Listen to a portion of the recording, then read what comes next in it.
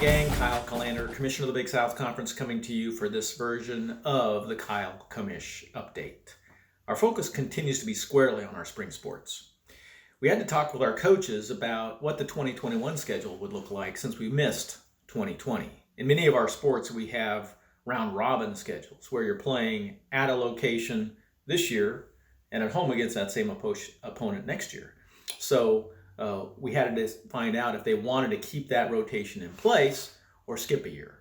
And so in two of our sports, in women's lacrosse and in softball, the coaches recommended and we approved that we move the 2020 schedule to 2021.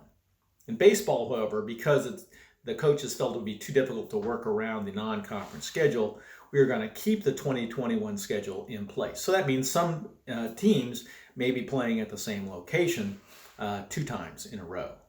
On the championships front, because in softball and outdoor track, we host on rotation, we wanted to keep the host from 2020 in place, otherwise they'd lose that opportunity. So the coaches voted to go back to Gardner-Webb for the softball championship next year, and that High Point will host outdoor track in 2021 as well.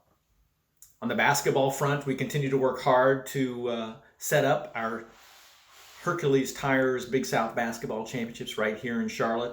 We had a great call this week with our local organizing committee, and we're making a lot of great progress. Our focus right now is on hotel assignments for our teams and our fans, having that information out and available, and putting together ticket packages, what those look like, what are ticket prices, and what kind of offerings do we provide to the fans of Big South Conference institutions. So stay tuned for more information on that. We're making great progress on our Hercules Tires Basketball Championships.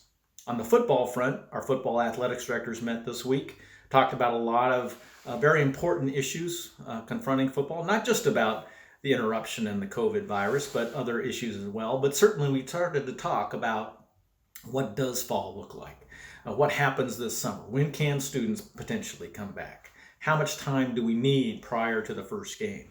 What happens if we end up having to push the season a little bit later? So we're having conversations about that. We are certainly optimistic that we're going to play a full football schedule and hopefully on time, but we have to be prepared, and it would be foolish for us not to think about what the ramifications could be and put together some contingency plans.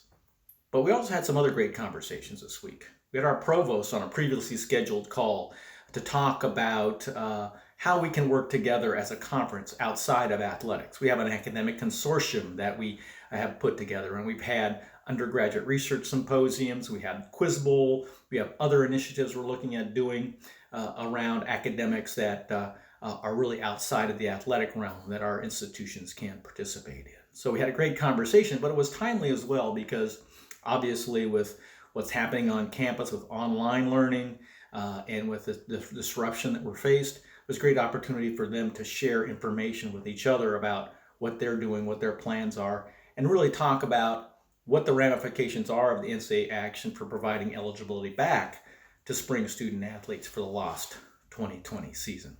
So it was really a great opportunity to visit with them. Of course, we are looking at and exploring the financial ramifications of the COVID interruption. We feel great about where we are currently financially.